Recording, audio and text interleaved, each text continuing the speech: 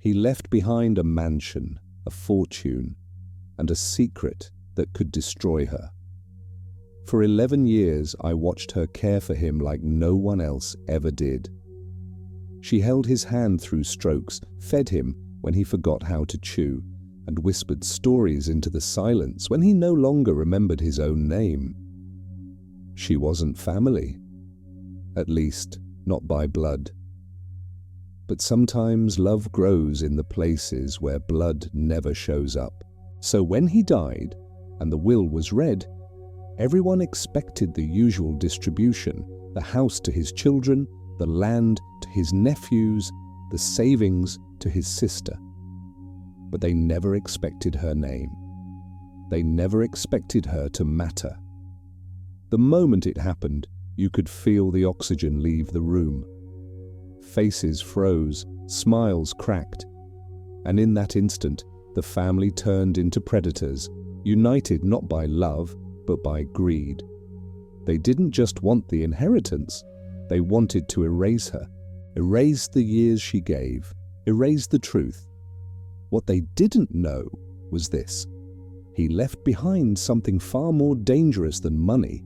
He left behind evidence, and once it surfaced, nothing would ever be the same. For 11 years, Helena lived inside a quiet routine built around color-coded pill organizers, alarms ringing at the same hours every day, and the soft shuffle of Mr. Augusto's feet along the narrow hallway. She never imagined that a temporary job would become a decade of companionship so deep that at times she forgot they weren't related by blood. She learned to read his mood by the way he held his cane, to sense his exhaustion in the subtle tremor of his fingers, and to anticipate his forgetfulness before he even tried to recall a name or a date. And yet, no one in his family seemed to acknowledge that his life remained dignified only because she was there. At first, Helena treated the job like any other: arrive early, prepare light meals, manage medications, accompany him to medical appointments. But as the months unfolded, the house became an extension of her own life, and Augusto turned into the grandfather she never had, handed to her by fate in a way she never expected. When he started losing track of the days, she began sticking large notes to the refrigerator, marking appointments and birthdays he wouldn't remember. She did it not because it helped him, but because it helped her feel there was still some control amid the slow, relentless erosion of age. His family appeared only occasionally, almost always with short notice, in quick visits that felt more like inspections than moments of affection. They praised Helena with polite smiles, thanked her for her dedication, and vanished again for months, as if Augusto's aging were an inconvenience best handled at a distance. In her quiet thoughts, Helena wondered if their absence was the reason he clung to her the way he did. He needed someone who stayed. She needed someone who made her feel she mattered. It was an unspoken agreement neither of them ever put into words. Everything changed on a heavy, humid afternoon in November when Augusto called her name with a clarity he hadn't shown in months. Struggling to sit up straighter in bed, he breathed with difficulty, yet there was a determination in his eyes that Helena immediately recognized. As she approached, she sensed something different in him, an urgency wrapped in calm, as if he were about to hand her a truth he had guarded for far too long. With a faint voice, he asked her to promise she would continue taking care of the house, the stubborn plants he refused to let die, and the books he still hoped to donate. Helena smiled gently, assuming this was another common request from someone who knew time was slipping away. But then he didn't stop. He gripped her hand with surprising strength and told her he had made important changes, that he had put everything in order, so when the time came, the truth about who had truly stood by him would be unmistakable. Helena didn't understand at first. His words were slow but certain, carrying a weight she felt before she fully grasped it. She nodded to reassure him, promising she would honor whatever he asked. Only later would she realize the true magnitude of that promise and how it would ignite a quiet war she never saw coming. The morning Augusto died began like any other, wrapped in a stillness that felt almost deliberate. Helena woke before the sun, as fazia todos os dias, and walked through the house with her usual quiet steps. She prepared his tea, the same blend he drank for years, and checked his medication tray out of habit rather than necessity. But when she reached his room and found him lying there, his chest still, his expression calm, she knew instantly that a long chapter of both their lives had come to an end. There was no dramatic scene, no final gasp or whispered farewell. Only an unsettling peace, the kind Helena had prayed for during his worst nights, yet dreaded now that it had finally arrived. She sat beside him for a long time before calling anyone, holding his hand the way she always did when he felt afraid or confused. There was warmth lingering in his fingers, fading slowly as if he were gently letting go of the world rather than being taken from it. Helena didn't cry, not at first. Her mind drifted to the 11 years of routines, conversations half remembered, winter afternoons by the fireplace, and the sound of his laughter when she managed to coax a memory from him. As she stayed there, the silence of the house stretched around her, dense enough to feel like a presence in itself. Only then did she understand how much of her identity had become woven into the rhythm of that home. When she finally notified the family, the reaction was far less emotional than she expected. They asked procedural questions first, wanting logistics before grief, almost as if scheduling an appointment. One of his sons, the most distant of them all, arrived by noon, glanced at the room with a vague sadness, and moved on to discussing funeral arrangements as though he were handling a business matter. Helena watched the way he walked through the house, touching objects, opening drawers, and she couldn't shake the feeling that he was assessing more than memories. The others arrived in waves, filling the living room with murmurs and forced condolences. Their presence made the house feel smaller, as if the space itself recoiled from the sudden intrusion. Despite their formal politeness, Helena sensed the shift almost immediately. The family viewed her not as the woman who had been Augusto's constant presence, but as an employee whose role had ended with his final breath. Their questions were sharp, but disguised under pleasant tones. When exactly she had last seen him alive, whether she had access to all parts of the house, what personal belongings she managed. She answered everything calmly, refusing to let their eyes intimidate her. She had nothing to hide. Yet she knew that truth had never been the currency they valued. The funeral took place 2 days later under a grey sky that seemed to echo the heaviness pressing on Helena's chest. Friends and neighbours who had witnessed her dedication over the years approached her with real affection, thanking her for giving Augusto dignity in his final years. These were the people who had seen the late-night lights on in the house when he was ill, who had heard her steady voice guiding him through moments of confusion. Their words offered comfort, but also stirred unease. Gratitude was one thing, recognition was another, and she knew that recognition was precisely what the family resented most. After the burial, the lawyer approached Helena discreetly, requesting her presence at the reading of the will scheduled for the following afternoon. She noticed the quick glances exchanged among the relatives, as if the simple mention of her name alongside legal matters was an unexpected and unwelcome development. Helena felt a knot form in her stomach. She remembered Augusto's mysterious insistence that he had put everything in order, and the seriousness in his voice when he held her hand that afternoon. She pushed away the growing sense of dread and convinced herself he had only meant to organize donations or settle small affairs. The next day, when Helena arrived at the lawyer's office, The room was already filled with stiff faces and folded arms. The air was thick with anticipation, but not the sentimental kind. It was the greedy silence of people waiting for numbers, not memories. She took a seat at the end of the table, unnoticed at first, until one of the relatives gave her a startled look, as though she were stepping somewhere she didn't belong. The lawyer cleared his throat and began reading, starting with the formalities that outlined properties, accounts, and debts. The family listened with rehearsed expressions, prepared for predictable outcomes. But then the tone shifted. Helena's name appeared, not once, but several times. The inheritance was not symbolic, it was substantial, enough to destabilize every assumption the family had held about their place in Augusto's life. Gasps erupted, chairs scraped, faces reddened with sudden, boiling disbelief. Helena sat frozen, her heart thundering against her ribs, struggling to understand the magnitude of what was unfolding.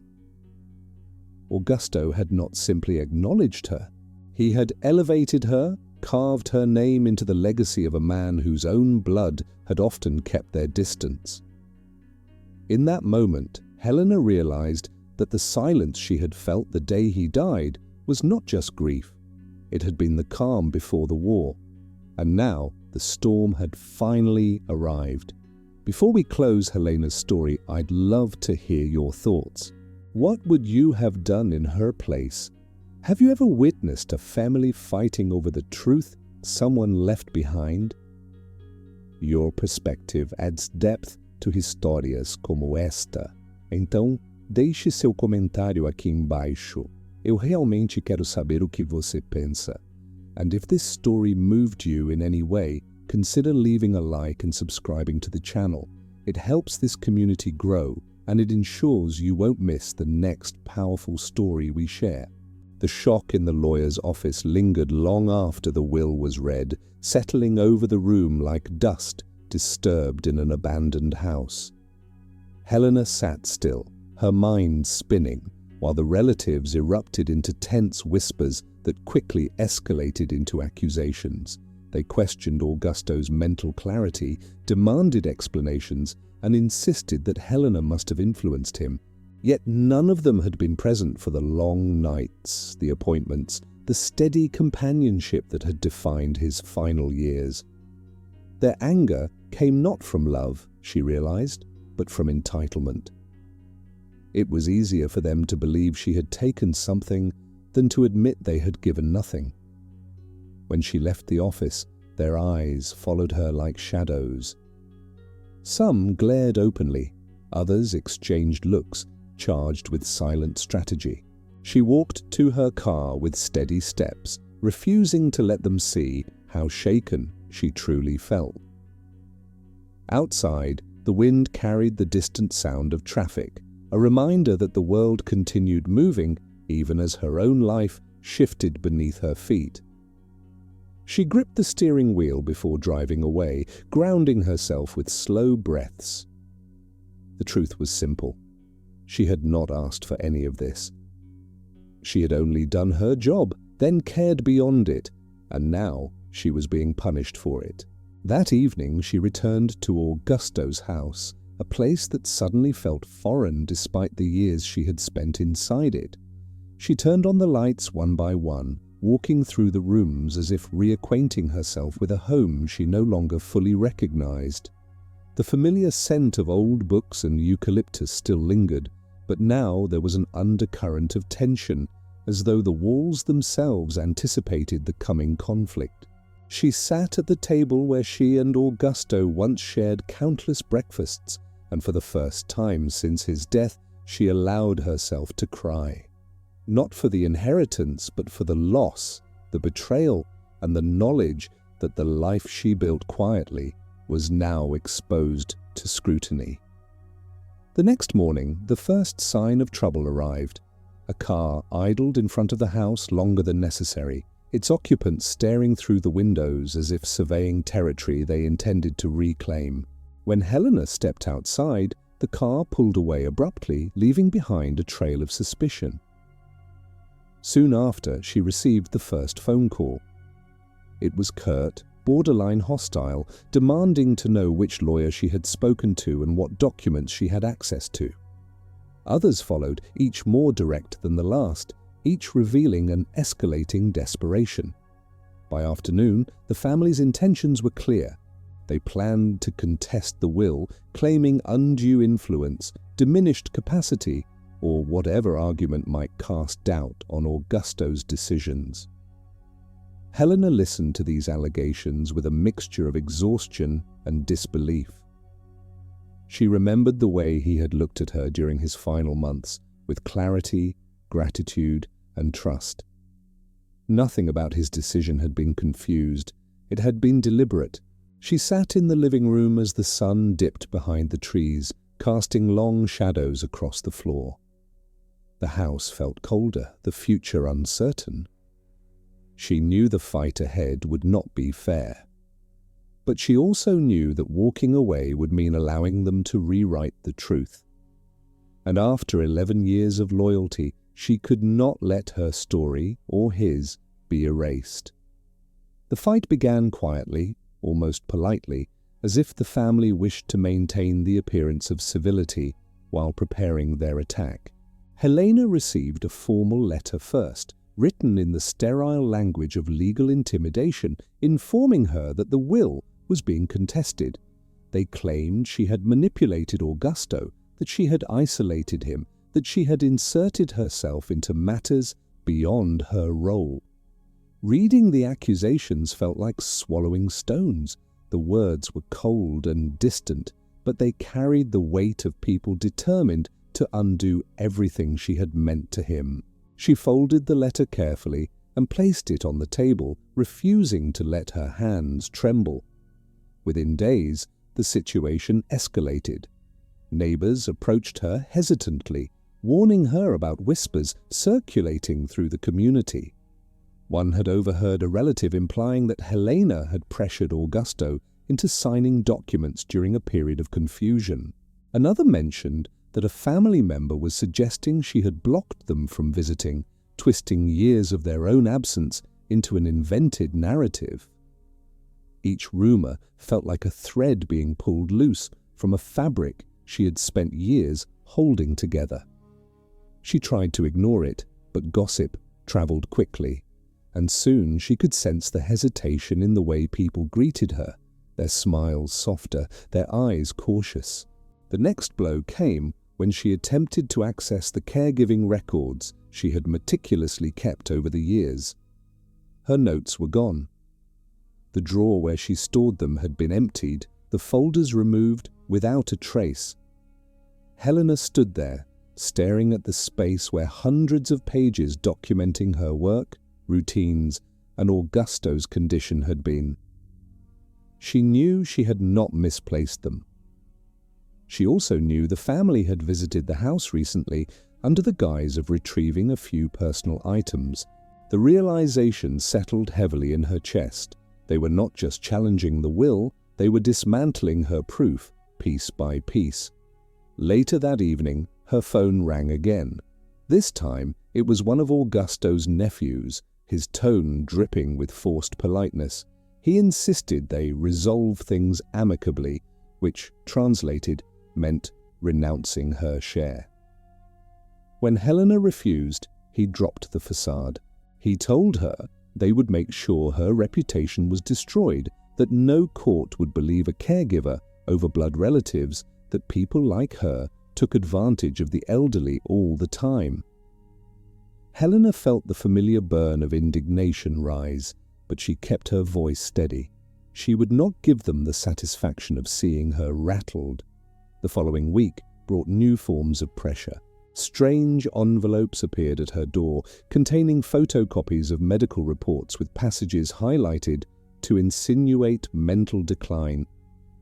Her social media accounts were flooded with anonymous messages questioning her integrity. Even the mailbox became a battleground, filled with notes accusing her of theft, deceit, and exploitation. Every step outside felt like crossing invisible lines drawn by people eager to hunt her down without ever naming themselves. In moments of quiet, Helena questioned whether she should have anticipated this. Augusto had warned her without saying the words directly. He had known how his family would react, how little they understood the loyalty that had guided his final decisions. She remembered his eyes on that last afternoon, clear and steady, and she held on to that memory like a shield against the growing hostility surrounding her. If he had trusted her, then she owed it to him to stand firm. Her lawyer advised her to document everything, to avoid speaking directly with the family, and to prepare emotionally for a long process. Contesting a will could take months, sometimes years. Helena felt exhaustion seep into her bones at the thought, but she agreed. She was not fighting for money. She was fighting for truth, for dignity, for the 11 years she had given without expectation. Those years were not a transaction. They were a life shared, a bond formed in the quiet spaces where no one else cared to look. One night, unable to sleep, Helena walked through the house with a flashlight. She paused in the study, a room filled with Augusto's books, some worn from decades of use, others still crisp and stiff. As she ran her fingers along the spines, she noticed something she hadn't seen before, a faint indentation on the back corner of the highest shelf. She reached up and pulled gently. A small wooden box slid forward, hidden behind a row of encyclopedias. Inside it were letters, carefully tied with string, each bearing her name in Augusto's shaky handwriting. Her breath caught. She sat on the floor and opened the first envelope. Inside was a message, dated months before his death, describing how grateful he was for her presence, how she had restored dignity to his final years, and how he wanted his decisions to reflect that truth. Tears blurred the ink as she realized what she held. Proof. His words, unfiltered and undeniable. As she read letter after letter, a slow warmth spread through her chest. They could erase documents, distort narratives, and attack her character, but they could not erase him.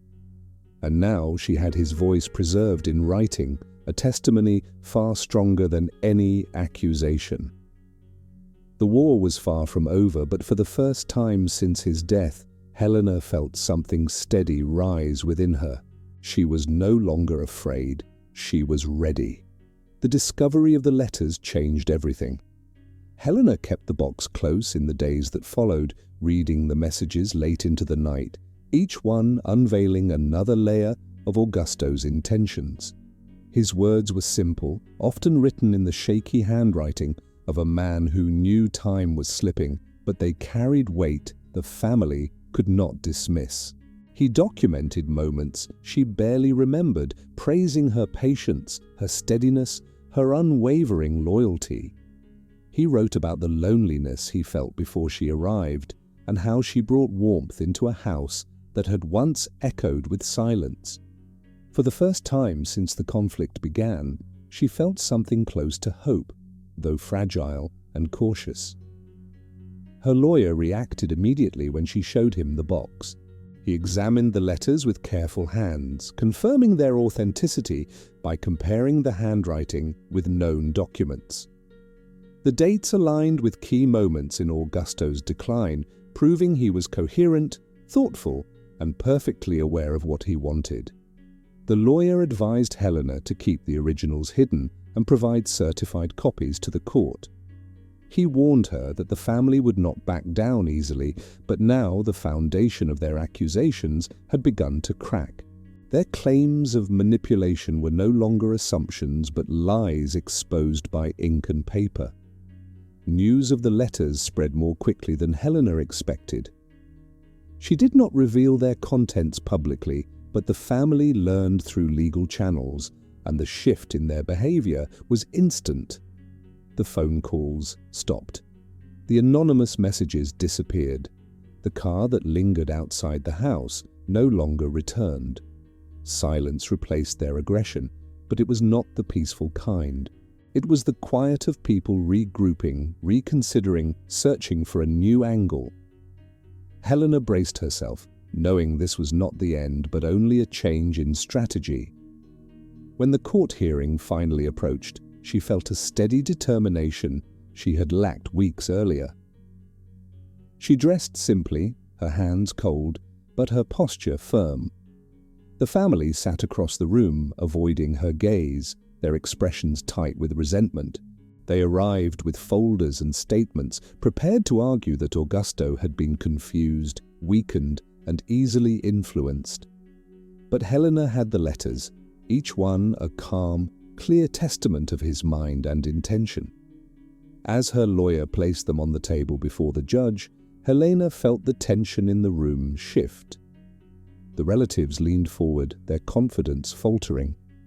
During the hearing, Helena spoke only when asked, answering questions with quiet clarity. She described the routines she kept with Augusto, the independence he maintained far longer than the family assumed, and the moments in which he expressed fear of being forgotten by those who should have cared for him most.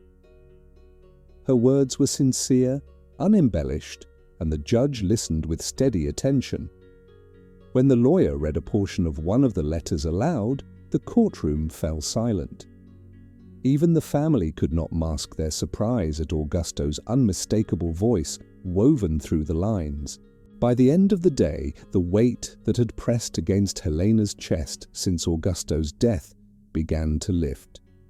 The judge did not issue an immediate ruling, but Helena could feel the truth settling into place. The family's arguments were brittle, their narrative fractured. The letters stood firm, solid, and undeniable. Whatever the final decision would be, she no longer feared their campaign to erase her. The truth had its own momentum, stronger than manipulation or accusation. Weeks passed before the ruling arrived. When her lawyer called, his voice carried a quiet satisfaction. The will was upheld, the challenge was dismissed. The court recognized Augusto's clarity and intention, affirming Helena's place in the legacy he had chosen to leave behind. She sat in the kitchen, the afternoon light washing over the table, where she and Augusto had once shared so many simple meals, and allowed herself to breathe deeply. She did not celebrate. Instead, she closed her eyes and whispered a thank you, not to the court or the world, but to the man who had trusted her when no one else had. His truth had survived the noise. And now, at last, so had she.